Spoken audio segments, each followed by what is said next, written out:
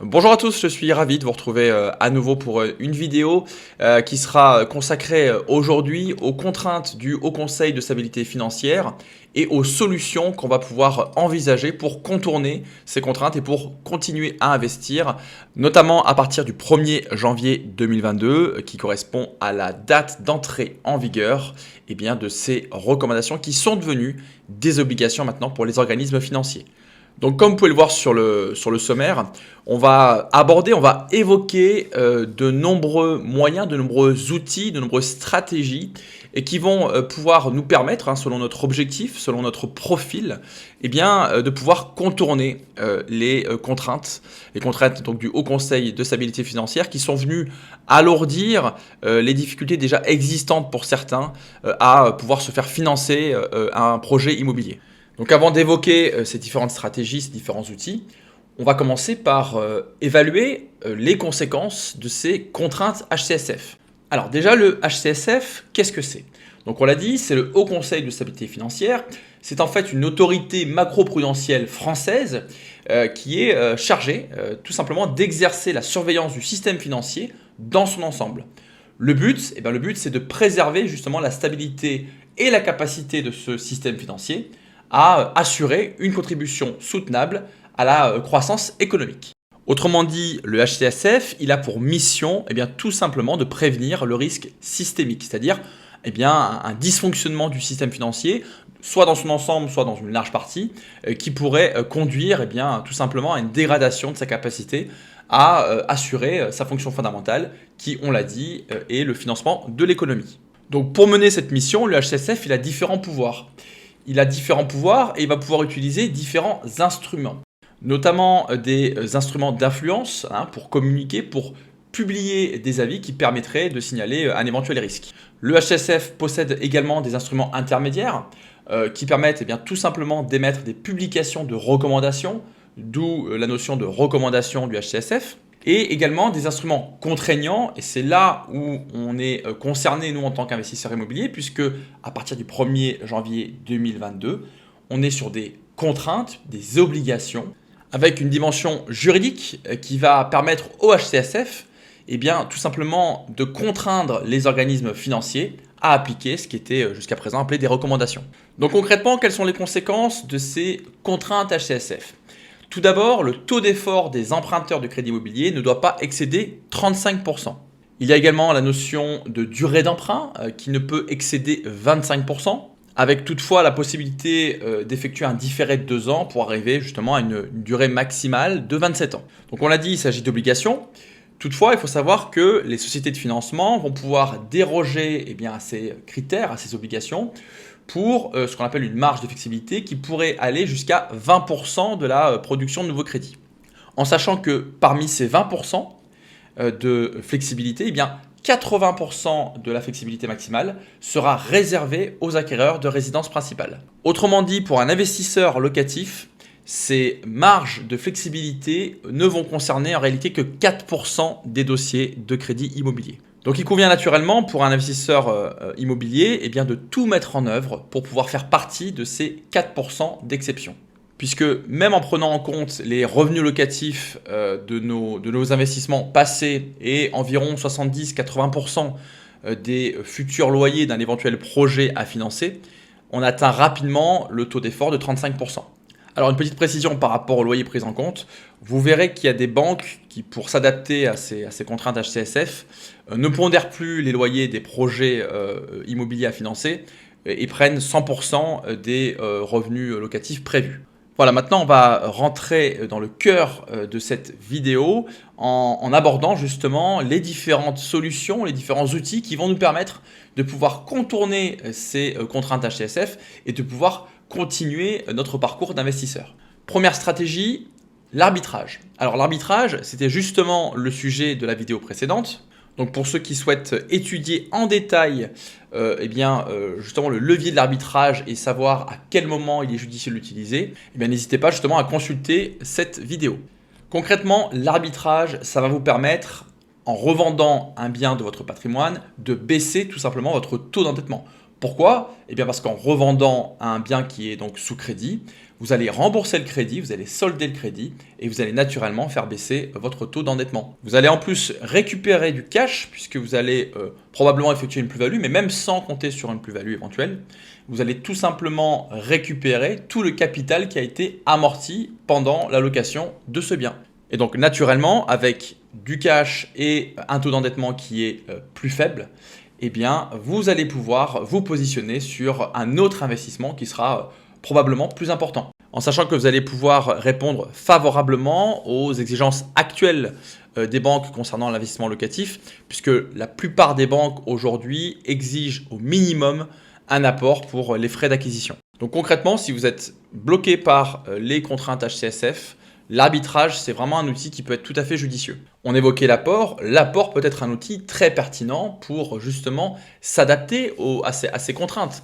Si vous refusez de faire un arbitrage ou si vous n'avez pas de patrimoine à arbitrer et que vous avez une forte épargne, eh bien justement, vous allez pouvoir utiliser cette épargne pour contourner ces contraintes. En effet, votre capacité d'emprunt, elle va mécaniquement augmenter en prenant en compte donc cet apport. De la même façon, en injectant un apport dans un crédit, vous faites naturellement baisser les mensualités puisque vous empruntez moins. Donc mécaniquement, votre taux d'endettement va également baisser.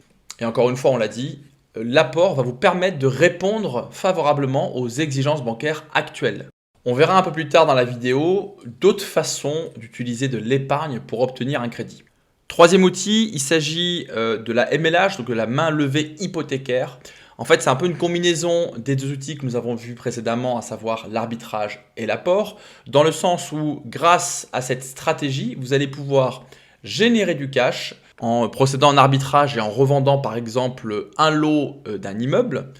Et vous allez pouvoir également maintenir un patrimoine immobilier et donc garder des revenus locatifs. L'avantage de ce type d'opération, c'est que lors de la revente d'un lot, vous n'avez pas à rembourser la banque. Autrement dit, l'argent que vous avez généré avec la vente, vous allez pouvoir le garder pour l'investir en apport, par exemple, dans une autre opération. Mais vous pouvez également choisir de baisser votre taux d'endettement, si c'est l'objectif visé, en injectant donc le cash récupéré pour venir rembourser partiellement l'un de vos crédits immobiliers. Alors sachez qu'il existe une formation MLH sur cette chaîne qui a été réalisée avec Mickaël, donc un investisseur qui pratique régulièrement la MLH. Donc je ne vais pas rentrer davantage dans le sujet, mais sachez que ça peut être un outil vraiment très puissant pour justement contourner encore une fois ces contraintes. On va maintenant aborder la notion d'association. Effectivement, si on est soi-même bloqué par un taux d'endettement qui est trop important pour pouvoir continuer à investir, il peut être très judicieux de s'associer. Pour cela, on distingue en gros 3 types d'associations possibles. Tout d'abord, l'association en SCI. Alors pour ceux qui souhaitent se former sur la SCI ou les holdings, sachez qu'il existe une formation en 2 volumes d'environ 2 heures sur cette chaîne. Concernant la SCI, il faut savoir qu'à ce jour, il y a toujours un doute qui subsiste sur l'application des contraintes HCSF aux SCI. Et notamment selon la fiscalité qui va être adoptée par la SCI, à savoir l'IR ou l'IS. C'est-à-dire que certains indiquent que comme ces contraintes HCSF ne s'appliquent qu'aux particuliers, on peut considérer que lorsqu'on est associé d'une SCI à l'IS, eh bien, on n'est pas véritablement considéré comme un particulier. Donc, il y a un doute qui subsiste. En revanche, là où il n'y a pas de doute, c'est qu'en vous associant, vous allez pouvoir mutualiser des ressources financières avec d'autres investisseurs. Investisseurs qui pourraient avoir des situations d'endettement différentes de la vôtre et qui pourraient justement vous aider à obtenir, en mutualisant vos situations, un crédit immobilier pour une autre opération. Alors, il est également possible de s'associer sous le régime de l'indivision. C'est un régime qui propose un fonctionnement qui est plus rigide que celui de la SCI, mais qui permet également de bénéficier tout simplement des ressources de votre ou de vos indivisaires pour continuer à investir en immobilier. Enfin, pour ceux qui souhaitent investir en famille et exploiter leurs biens en location meublée, il existe également la SRL de famille à l'IR. Donc, il s'agit d'une structure qui est transparente et qui va pouvoir vous permettre de vous appuyer sur les ressources de vos associés, frères et sœurs, père ou mère, et de pouvoir justement également continuer à investir. Comme pour la SCI, il existe sur cette chaîne une formation complète sur la SRL de famille qui a été réalisée en collaboration avec une experte comptable et un docteur en droit fiscal. Pour conclure sur l'association, il faut simplement être conscient que la plupart des banques, lorsqu'elles prêtent à ce type de structure, eh bien, elles prêtent sur des durées plus courtes et exigent bien souvent des apports. Autrement dit, si vous vous associez dans le seul but de sortir de ces contraintes HCSF, eh bien, il faut s'assurer de s'associer avec des personnes qui ont une situation d'endettement qui est peut-être plus confortable que la vôtre, notamment si vous souhaitez effectuer des projets importants. Maintenant, si vous vous associez avec des personnes qui sont elles aussi un petit peu bloquées, eh bien, vous devrez vous orienter vers des projets un peu plus petits, mais l'avantage, c'est que vous pourrez continuer à investir.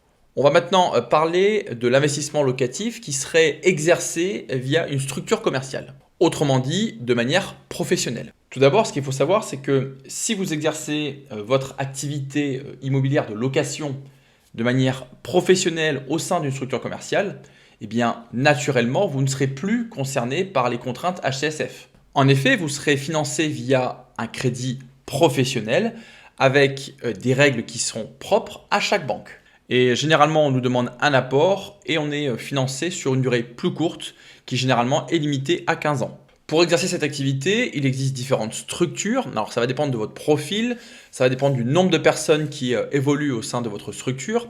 Mais généralement, l'activité de location immobilière, elle va être accueillie soit dans une EURL ou SARL, si vous êtes plusieurs, ou soit une SASU ou une SAS, si vous êtes plusieurs associés. Alors les différences majeures entre ces différentes structures, elles vont se situer au niveau du mode de direction et également au niveau du statut social du dirigeant. Donc ça, ce sera à vous de faire le point avec votre comptable pour qu'il vous oriente vers la structure la plus adaptée à votre profil. Mais concrètement, lorsqu'on indique vouloir vivre de l'immobilier, eh bien, je trouve que c'est très judicieux d'en faire son activité professionnelle et de l'effectuer au sein d'une structure commerciale. Et je le répète, en plus de professionnaliser son activité, eh bien, on sort du champ d'application des contraintes HCSF. Et puisqu'on est sur la notion d'activité professionnelle, on va s'intéresser au statut LMP. Pourquoi ? Eh bien parce qu'il subsiste un doute également sur le statut LMP, qui est donc la location meublée professionnelle, et notamment sur la façon dont les banques vont considérer ce statut.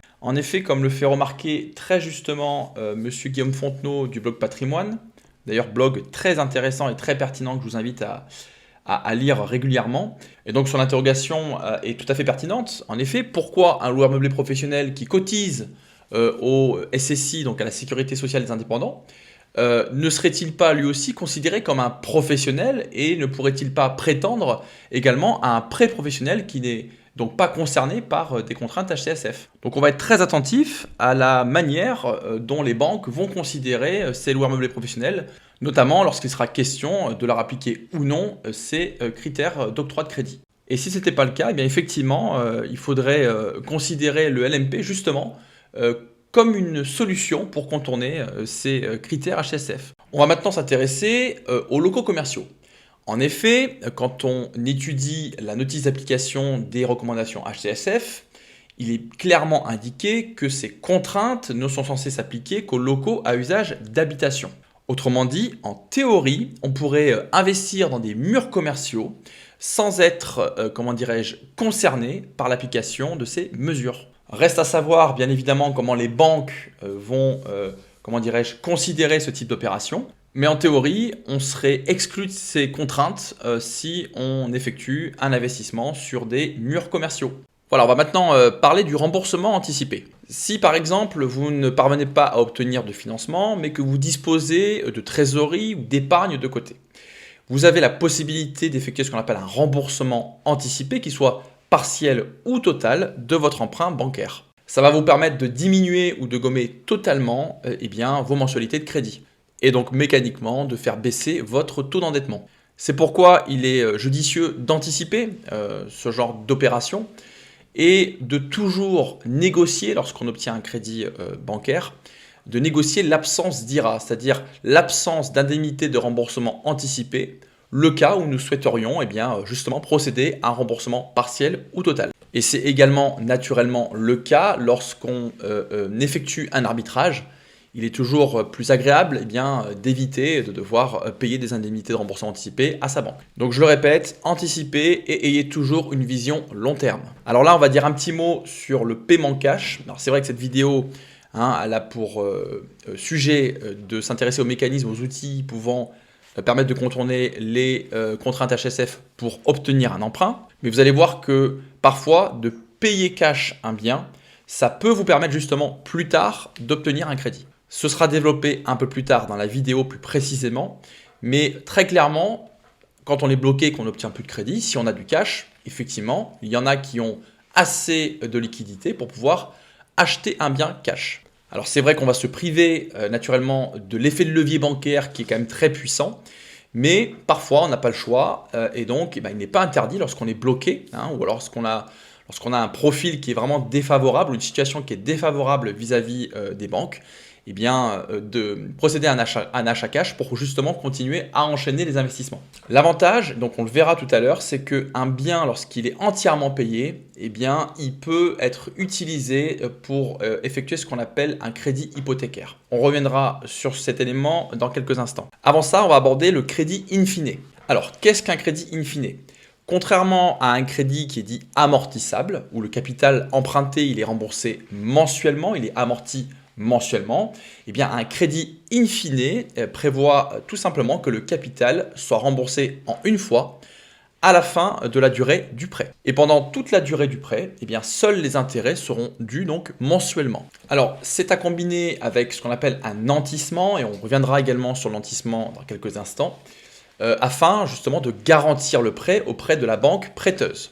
Et donc on va nantir, on va utiliser comme garantie un ou des placements financiers qui pourront d'ailleurs être alimentés mensuellement par les loyers perçus via l'investissement locatif effectué. Donc ça peut présenter des avantages, notamment d'avoir des remboursements mensuels moins élevés. En effet, vous ne remboursez pas de capital, mais seulement des intérêts. Ça permet donc naturellement de pouvoir fructifier l'épargne associée au prêt immobilier. Puisque naturellement, chaque mois, les loyers que vous allez recevoir vont venir alimenter cette épargne qui est donc associée au prêt.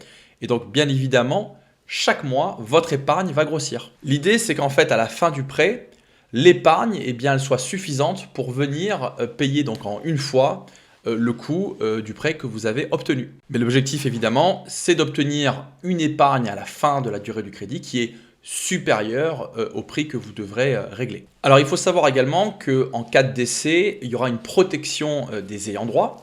Il y a également un intérêt fiscal puisque les intérêts qui sont assez élevés pendant la durée du crédit, ils seront bien évidemment déductibles des loyers que vous allez percevoir. Autre avantage non négligeable, vous allez pouvoir éviter l'assurance emprunteur. Enfin, sachez que pour les investisseurs qui seraient concernés par l'IFI, donc l'IFI c'est l'impôt sur la fortune immobilière, des déductions qui sont limitées peuvent être effectuées sur l'assiette de l'impôt. Et en fait, ces déductions vont naturellement être dégressives, elles vont diminuer pendant la durée du prêt. Si maintenant on s'intéresse au coût d'un crédit in fine, il faut savoir qu'il sera plus élevé que le coût d'un crédit amortissable dit classique. Et bien souvent, un apport vous est demandé. Alors pourquoi ce type de crédit pourrait vous permettre de contourner les contraintes HCSF ? Tout simplement parce que chaque mois, vous n'aurez pas de mensualité de crédit à payer, vous aurez simplement des intérêts, donc bien évidemment ça va jouer sur votre endettement. Et d'autre part, l'effort d'épargne mensuel que vous allez devoir effectuer pour venir alimenter le placement financier qui va être lié à votre crédit, cet effort d'épargne, il ne rentre pas dans le calcul du taux d'effort. En sachant que cet effort d'épargne, il sera bien évidemment facilité par la réception de loyers et de recettes locatives inhérents à votre investissement immobilier. Maintenant, on va rentrer plus en détail sur la notion de nantissement. Qu'est-ce qu'un nantissement ? On l'a dit, il s'agit d'un contrat qui va lier donc un emprunteur à une banque et qui va permettre de garantir un prêt immobilier. On va donc utiliser en garantie un ou des placements financiers. Donc le nantissement, c'est en réalité une garantie. Une garantie qui est moins coûteuse que d'autres garanties et qui permet également généralement de se passer d'une assurance emprunteur. L'inconvénient, c'est que cette garantie elle est un petit peu moins flexible, d'où l'importance de négocier un nantissement partiel, notamment si vous comptez alimenter le compte qui est nanti. Si vous êtes effectivement dans le cas d'un nantissement total, il faut savoir que vos apports y tomberont naturellement dans le nantissement. Et par conséquent, pour chaque opération d'achat ou de vente sur les fonds nantis, il faudra obtenir l'accord du prêteur. Donc c'est vrai que ça peut représenter une contrainte si vous souhaitez gérer votre épargne de manière dynamique. De la même façon, les dividendes et les coupons qui seraient perçus sur votre titre nanti, eh bien, ils tomberaient naturellement également dans le nantissement. C'est pour ça qu'il est très judicieux de prévoir des clauses qui visent justement à assouplir toutes ces contraintes. Donc on a dit qu'on allait pouvoir nantir pour donc proposer une garantie au prêt immobilier qu'on allait recevoir, un placement financier. Alors quel type de bien financier on va pouvoir nantir? Alors c'est très simple, on va pouvoir nantir un contrat d'assurance vie, un portefeuille d'actions ou encore un plan d'épargne salariale. Les titres ils doivent être cotés et liquides. Et naturellement, plus le placement que vous allez nantir est risqué, plus la garantie demandée sera importante. C'est-à-dire qu'elle peut même parfois dépasser 100% pour les placements risqués. Et pour justement se prémunir d'une éventuelle volatilité des actifs qui seraient nantis, eh bien, la banque peut prévoir ce qu'on appelle une clause d'arrosage. C'est en fait une clause qui prévoit qu'un complément de garantie ou le nantissement de nouveaux titres eh bien, soit effectué en cas de recul des marchés financiers. Donc habituellement, le nantissement, c'est quelque chose qui est proposé plutôt aux personnes âgées, aux personnes qui ont connu malheureusement des problèmes de santé ou encore à des profils qui sont jugés risqués pour les banques. Mais aujourd'hui, avec justement le durcissement des conditions d'octroi de crédit, eh bien, rien n'interdit un investisseur qui serait bloqué par un taux d'endettement pour un crédit dit classique, eh bien, d'opter pour, comment dirais-je, une autre garantie avec un nantissement. Encore faut-il effectivement avoir des placements financiers qui puissent être suffisants pour, comment dirais-je, permettre de garantir un prêt immobilier. Donc là, on était dans le cas où on effectue un nantissement de biens financiers. Maintenant, qu'en est-il du nantissement de biens immobiliers? Eh bien, on va y venir tout de suite avec ce qu'on appelle le crédit hypothécaire. Alors, on va commencer par donner une définition légale de ce qu'est l'hypothèque. Donc l'hypothèque, qu'est-ce que c'est? Eh bien, c'est une sûreté constituée sur un bien immeuble qui est affecté au paiement d'une dette. Donc concrètement, dans le cadre d'un crédit hypothécaire, eh bien, la garantie du prêt, elle sera adossée à un bien immobilier. Autrement dit, il s'agit pour l'investisseur eh bien, d'un moyen d'obtenir un financement simplement à partir de son patrimoine immobilier. L'investisseur va tout simplement mobiliser son patrimoine afin d'obtenir un financement. Alors précisons que dans le cadre d'une hypothèque conventionnelle, l'emprunteur il va pouvoir emprunter jusqu'à 50% de la valeur du bien qui va être apporté en garantie. Comme pour le nantissement de biens financiers, il n'y a pas d'assurance emprunteur à prévoir. En revanche, et on va le voir, il existe quelques conditions. Alors, quelles sont ces conditions? Alors, il faut savoir que le prêt hypothécaire, bien évidemment, il ne s'adresse qu'aux propriétaires d'un patrimoine immobilier qui est payé. De même, il faut que ce patrimoine il soit terminé, dans le sens où il faut qu'il soit rénové entièrement, c'est-à-dire qu'il faut qu'il soit en bon état d'entretien et habitable. Sa valeur, eh bien, elle doit être certaine, c'est-à-dire que idéalement, il faut que le bien que vous allez apporter en garantie, il soit situé dans une zone à forte valeur foncière. D'où l'intérêt d'effectuer également des investissements patrimoniaux. Et surtout, ce qui est important, c'est qu'on ne va pas forcément prendre en compte la situation professionnelle de l'emprunteur. Et donc, comment ça se passe? Eh bien, il y a tout simplement un acte notarié qui est effectué avec une inscription de la publicité foncière auprès du service de conservation des hypothèques. Donc là, concrètement, on en revient à l'investisseur qui aurait effectué un paiement cash ou bien qui aurait effectué, et là on revient à une autre vidéo, un crédit sur une durée courte et qui serait allé au bout de son crédit immobilier. Là, c'est tout à fait pertinent. Pourquoi? Eh bien parce que vous allez pouvoir justement utiliser les biens que vous avez payés en garantie pour obtenir un autre crédit. Donc le crédit hypothécaire, c'est clairement un levier très puissant pour contourner les contraintes HTSF. Le prochain outil que nous allons étudier peut également être très puissant. Il s'agit du regroupement de crédit. Alors, de quoi s'agit-il? Eh bien, c'est très simple. Il s'agit d'une opération qui est comparable à un rachat de crédit et qui consiste tout simplement à regrouper tout ou partie de vos crédits en un seul crédit. Autrement dit, c'est un moyen pour un investisseur eh bien, de restructurer ses dettes en regroupant ses crédits. Généralement, c'est utilisé pour alléger la charge du crédit et naturellement augmenter sa capacité d'emprunt en venant baisser son taux d'endettement. Alors, si les conditions de marché s'y prêtent, il est possible dans certains cas d'obtenir un taux moins élevé. Mais généralement, l'effet recherché par la plupart des investisseurs, eh bien, c'est tout simplement de générer une mensualité globale après regroupement plus faible. La conséquence, c'est que la durée de remboursement va être plus longue et donc naturellement le coût global de l'opération plus élevé. Encore une fois, lorsqu'on effectue ce type d'opération, lorsqu'on effectue un regroupement de crédit, c'est parce qu'on souhaite baisser son taux d'endettement et donc on souhaite baisser sa mensualité.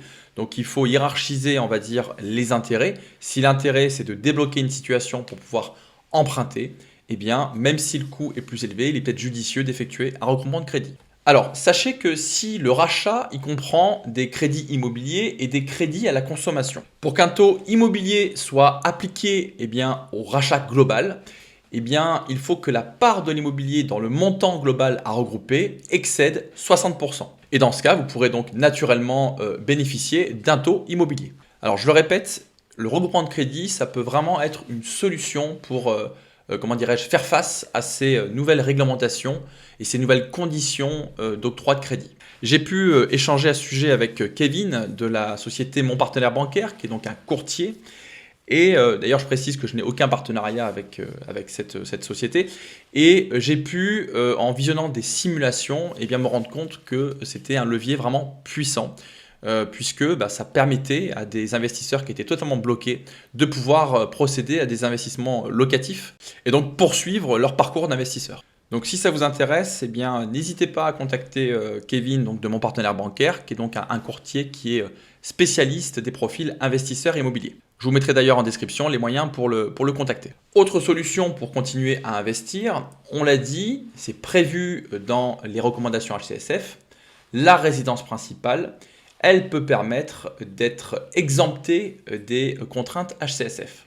Rappelez-vous que les banques, elles ont 20% de marge de flexibilité pour justement sortir, ne pas respecter ces contraintes. Et qu'au sein de ces 20%, 80% de cette flexibilité sera allouée, sera réservée aux acquéreurs de leur résidence principale. Autrement dit, il n'est pas impossible pour un investisseur qui dépasserait le taux d'effort de 35%, de faire financer l'acquisition d'une résidence principale. Et pour rappel, et je l'ai démontré d'ailleurs dans une vidéo consacrée aux fausses croyances et à la résidence principale, que la résidence principale est un actif. N'en déplaise à la majorité des coachs immobiliers ou à monsieur Robert Kiyosaki, c'est un actif, il n'y a qu'à lire le plan comptable général à l'article 211.1 pour se rendre compte que c'est tout à fait indiscutable. Donc c'est évidemment pas un passif et surtout ça constitue un levier très important, très puissant dans le parcours d'un investisseur immobilier. Et il faut d'ailleurs considérer l'achat d'une résidence principale comme un investissement. Alors il faut savoir qu'il y en a certains qui en fait font passer du locatif, un investissement locatif, pour une RP auprès de la banque, pour justement faire partie des exceptions HCSF. Alors c'est une pratique qui est répandue, j'ai l'impression en tout cas, mais il faut être simplement vigilant aux conséquences et notamment au fait que vous allez générer, lorsque la banque s'en rendra compte, et généralement les banques s'en rendent compte, vous allez générer une perte de confiance de la part de votre partenaire bancaire. Et bien naturellement, il est indispensable, il est fondamental d'avoir un climat de confiance avec votre partenaire bancaire pour, poursuivre un parcours immobilier avec succès. Donc évidemment, ce genre de pratique se fait. Maintenant, c'est vraiment à vous de comparer, de mesurer les gains et les risques de ce genre de pratique. Abordons maintenant le dernier outil, la dernière stratégie, la dernière solution que vous allez pouvoir utiliser pour contourner les contraintes HCSF. Alors il s'agit de ce qu'on appelle la vente à terme. Alors la vente à terme, il y a également une formation gratuite et complète qui a été effectuée sur cette chaîne. La vente à terme, c'est un moyen alternatif de faire de l'immobilier puisque vous allez pouvoir acheter sans, utiliser le circuit bancaire. Il s'agit donc d'un contrat de vente qui est spécifique et qui prévoit donc qu'une vente soit effective le jour de la signature de l'acte, mais avec un paiement qui sera différé et qui sera effectué à un terme défini, d'où la notion de vente à terme. Et donc, ce contrat de vente à terme, il va prévoir donc le montant et la périodicité des versements qui seront effectués au vendeur et non pas à une banque. Ce contrat il va également prévoir le montant de l'apport qui va être comment dirais-je, transmis au vendeur, ainsi que les modalités d'occupation. Donc je ne vais pas rentrer dans les détails puisqu'il existe une formation complète et gratuite donc sur la vente à terme comme je l'ai dit précédemment. Mais concrètement, il y a deux possibilités. Soit la vente à terme elle est libre, soit elle est occupée. Il existe également des garanties pour le vendeur, comme le privilège de vendeur, ainsi que des clauses résolutoires qui prévoient que le vendeur récupère le bien dès qu'une mensualité n'est pas versée par l'acquéreur. Donc effectivement, ça peut être un outil d'investissement, notamment si nous sommes dans le cas d'une vente à terme libre, c'est-à-dire qu'il n'y a pas de DUH. Donc qu'est-ce que le DUH? C'est un droit d'usage d'habitation ou d'usufruit. Donc ça, c'est le droit de jouir du bien pour le vendeur. Et bien dans ce cas, l'acquéreur pourra librement louer le bien qui sera donc acquis et pourra récolter naturellement des recettes locatives. Recettes locatives qui naturellement viendront payer les mensualités au vendeur. Donc vous le verrez dans la formation vente à terme, il existe des avantages, c'est souvent la question, quels sont les avantages pour un vendeur? Vous verrez qu'il existe des avantages pour le vendeur d'effectuer une vente à terme. Donc là, en l'occurrence, une vente à terme, puisqu'elle permet de contourner le circuit bancaire classique, elle permet naturellement de contourner les contraintes HCSF. Et sachez que si vous souhaitez trouver des opérations de vente à terme, il convient de contacter des agences qui sont spécialisées dans les viagers. Puisque la vente à terme, ça ressemble, c'est comparable, on va dire, à un viager. Il y a des différences, mais c'est comparable. Donc voilà, ça fait un peu plus d'une demi-heure qu'on est ensemble et on a abordé, on a évoqué différents outils, différents moyens, différentes solutions pour contourner ces contraintes HCSF et pour pouvoir continuer à investir en immobilier. Donc concrètement, ce qu'on peut en conclure, c'est que effectivement, il est judicieux d'avoir de l'épargne, du cash, ça vous apporte différentes possibilités. Il est également judicieux d'avoir des biens financiers que vous allez pouvoir nantir ou encore des biens immobiliers qui sont payés. Maintenant, pour ceux qui ne sont pas dans ce cas, vous pouvez également utiliser le regroupement de crédit qui peut constituer vraiment un levier puissant pour faire baisser fortement votre taux d'endettement. Et enfin, effectivement, vous pouvez également passer par l'association pour pouvoir vous appuyer sur les ressources financières de vos associés. On surveillera naturellement le positionnement des banques vis-à-vis du statut LMP et également des sociétés civiles qui seraient éventuellement à l'IS pour savoir si ces statuts et ces sociétés sont concernés par les contraintes HCSF. En attendant, je vous invite à être rigoureux, à être patient parfois, à être bien évidemment congruent. Ayez également le sens de l'anticipation pour vous adapter le plus facilement aux différentes évolutions puisque bien évidemment quand on est investisseur immobilier en constante adaptation. Bons investissements à tous, passez d'excellentes fêtes de fin d'année, prenez soin de vous et de vos proches et à bientôt.